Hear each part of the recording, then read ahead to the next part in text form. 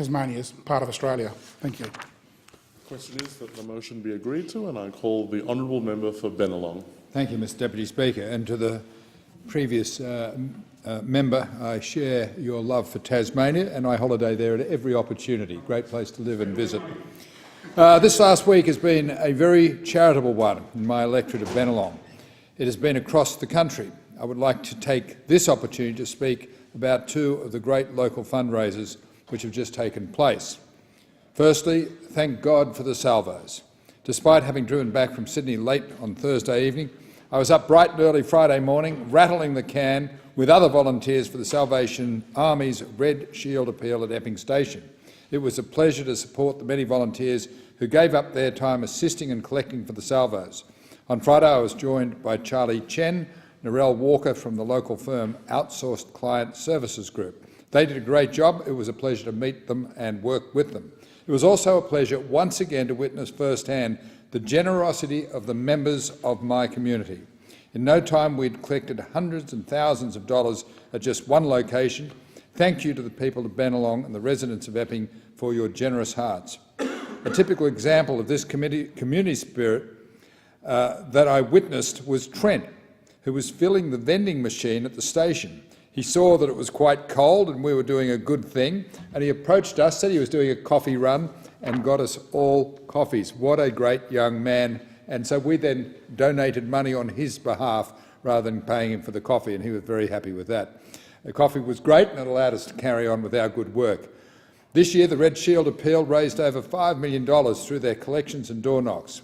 This funds thousands of meals for the hungry, beds for the homeless, refuge for victims of abuse, assistance for addiction and other counselling. Essentially, it provides hope and survival for thousands of families across the country. Thanks to Trenton Brown and Nora Etmetjian for organising the event again this year, and our local salvos Cheryl Kristen and her team. And thanks above all to those who gave so generously.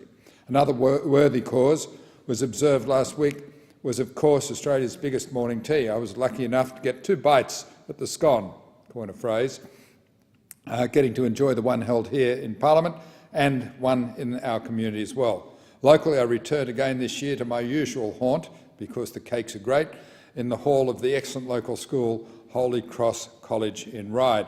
Hundreds turned out for the event, as they do every year, from across the community. This year, we were even joined by Elvis. Thank you very much. Raffles, music, laughter filled the room, but it was all underlined by a very serious message. Everybody has lost someone special to cancer. Every cent raised, the thousands of the biggest morning teas across Australia, goes straight to the Cancer Council. The Cancer Council in turn spends the millions they raise directly helping care for those with cancer and their families. They support cancer nurses, transport, accommodation, treatment advice, and perhaps most importantly, the emotional support and understanding to bring comfort to people going through what will probably be the toughest time of their lives.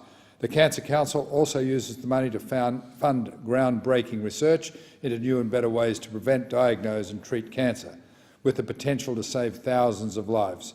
Could there be a better cause? The main day for the morning tea was last Thursday, and since then over 25,000 morning teas have been hosted and an amazing $1.5 million has been raised. Morning teas will continue through June, so there's still time to register for your own and raise more money for cancer.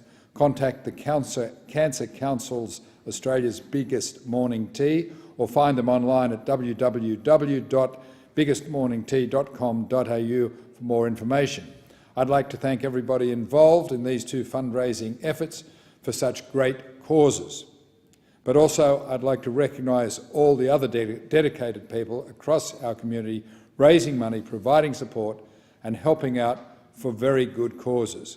Many of our local groups are dependent on volunteers and fundraisers like these. Quite simply, without these kind-hearted people, many more people would be far worse off.